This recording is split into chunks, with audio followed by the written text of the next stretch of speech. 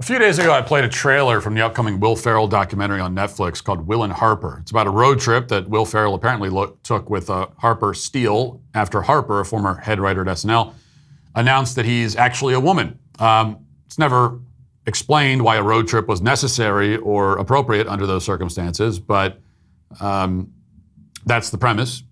His friend suddenly says he's really a woman, and so they hop in a car and start driving. And the film looks about as terrible as you'd expect. At one point, Will Ferrell says, "Hey, are you a worse driver now that you're a woman?" And then they chuckle, and then the scene keeps going. And Harper Steele says, "Yes, actually." And then they laugh even more, so it really subverts your expectations. And by the way, that's as edgy as the humor will get, I guarantee you, in this thing. That's it right there. That was their one edgy joke. Right? They're really going up on the line there, made a joke about women drivers. Wow, these guys really taking a risk with their comedy. So a film like this raises a lot of questions. They're not the questions the filmmakers were hoping to raise, but it does raise them nonetheless. And one of the big questions is why Will Ferrell and a lot of other comedians like him suddenly decided to stop making funny and entertaining movies. You know, it happened around a decade ago for reasons that remain unexplained, although, you know, there are theories that one might have. But the fact is, we went from old school and Step Brothers to melodramatic road trips about Will Ferrell's friend deciding that he wants to wear dresses. So what exactly happened? And is there any remaining chance that Will Ferrell will one day in the future once again make a movie that qualifies as a comedy?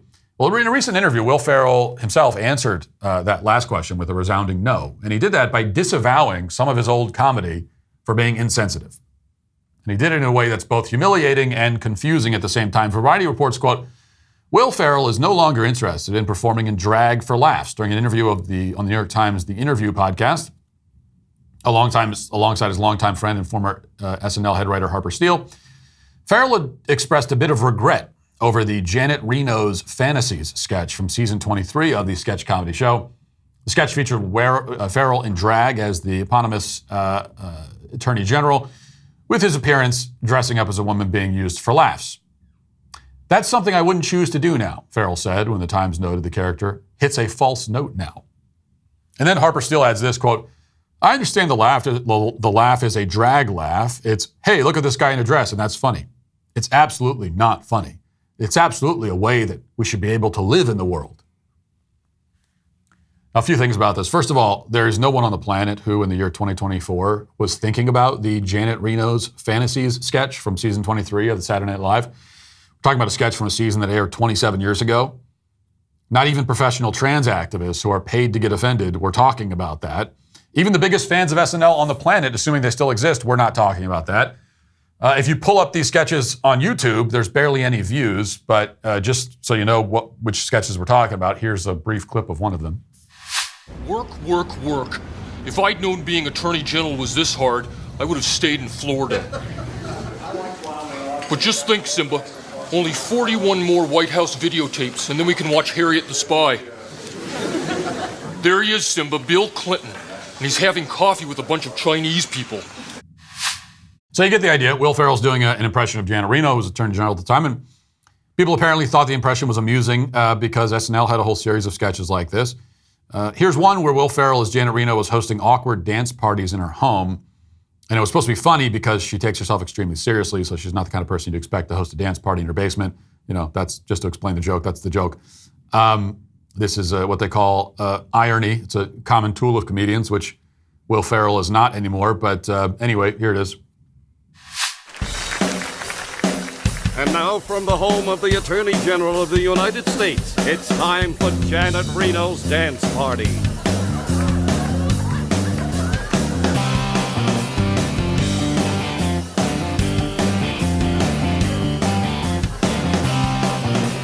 Hi, I'm Janet Reno. Welcome to Janet Reno's Dance Party, coming to you live from my basement. Say, I really like dancing to that song. So the joke in these sketches is pretty clear, even if they're not exactly topical anymore. But and SNL, they're not even really making fun of the idea of a man dressing as a woman. They're mocking Janet Reno's demeanor. And the way they did that was by casting a man to play Janet Reno. It's sort of like how SNL cast a woman to play Ted Cruz very recently, which, interestingly enough, did not trigger any outrage cycle at all. And nobody said that that was somehow offensive to trans quote-unquote trans men or anything. But it's supposed to be humorous because the audience thinks that the impression is accurate, and that's it.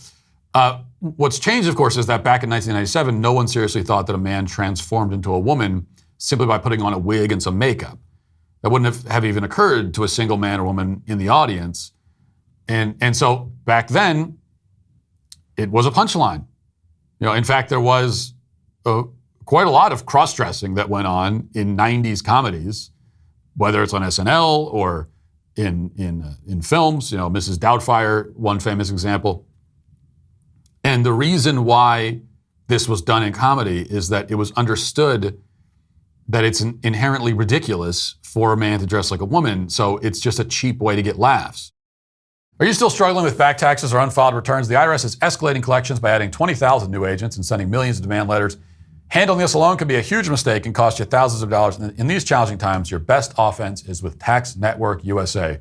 With over 14 years of experience, the experts at Tax Network USA have saved clients millions in back taxes, regardless of the size of your tax issue. Their expertise is your advantage. Tax Network USA offers 3 key services: protection, compliance, and settlement. Upon signing up, Tax Network USA will immediately contact the IRS to secure a protection order, ensuring that aggressive collection activities such as garnishments, levies, or property seizures are halted. If you haven't filed in a while, if you need amended returns, or if you're missing records, Tax Network USA's expert tax preparers will update all of your filings to eliminate the risk of IRS enforcement. Then they'll create a settlement strategy to reduce or eliminate your tax debt. The IRS is the largest collection agency in the world, and now that tax season is over, collection season has begun. Tax Network USA can even help with state tax issues. For a complimentary consultation, call today at 1-800-958-1000 or visit the website at tnusa.com/Walsh. That's 1-800-958-1000 or visit tnusa.com/Walsh today. Don't let the IRS take advantage of you. Get the help you need with Tax Network USA. So if there was any criticism, right, of the cross-dressing in film and comedies back then, if there was any reason to criticize it, it was really just that it was just cheap. It was like it's like putting on a funny wig to get a laugh. Who would ever try to get a laugh out of putting on a funny wig in a film? Can't imagine. But anyway, gender ideology has taken over now, and so all that changes, and now we have to take this inherently ridiculous thing seriously. And now that Will Ferrell's friend wants to pretend that he's a woman 30 years later, he has to go back and disavow the sketch. It's retroactively not funny. Right? Now they're doing the meme where they're crossing their arms and staring at their own material and saying, that's not funny. Not funny.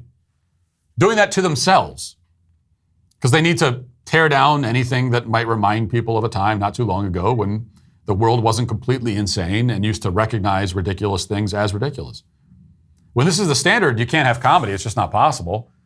When you have to bow to the demands of pathological narcissists, people who object to sketches from the 90s that no one's talking about anymore, then comedy is more trouble than it's worth. And Ferrell knows that, presumably, but he's made enough money, so he's a political activist now, apologizing for his previous sins back when he was a comedian.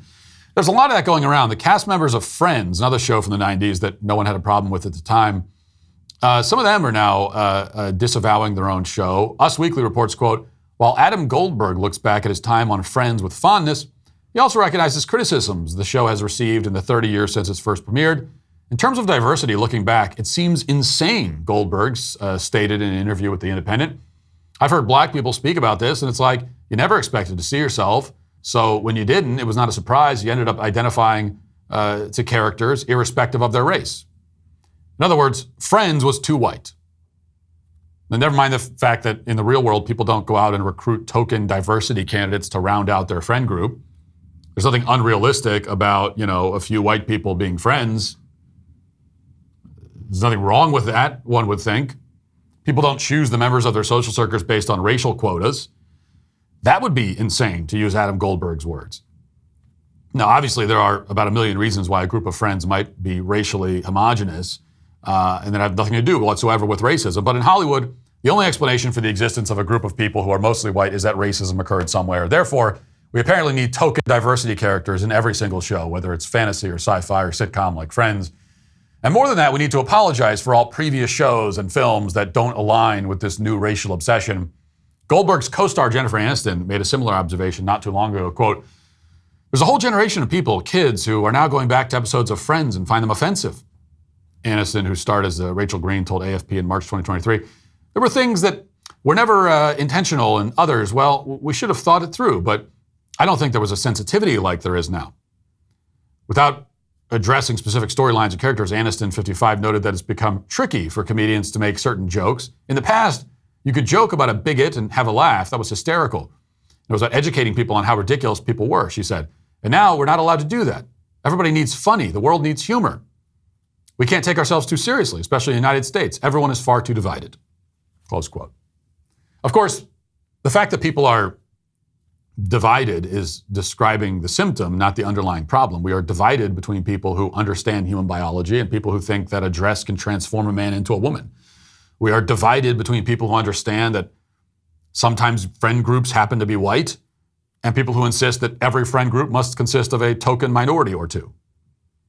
That's really a division between sanity and insanity, and the people in the latter group have a lot more power in Hollywood at the moment. To restate, now we're not allowed to do that, Jennifer Aniston said. All that's allowed, apparently, is garbage like Will and Harper, a documentary featuring aging ex-comedians lecturing us about transgenderism as they drive around randomly for no discernible purpose. This is supposedly what progress looks like. But in reality, it's just cowardice and narcissism. It's the reason we don't have any mainstream comedy films on the level of Old School anymore. And that is why Will Ferrell and all the other comedians who are disavowing their old work because they're too weak to stand up for themselves are today canceled. If you'd like to see what else I have to say, you can access my full show by going to dailywire.com or by going to the Matt Walsh Show Twitter page. Hope to see you there. Godspeed.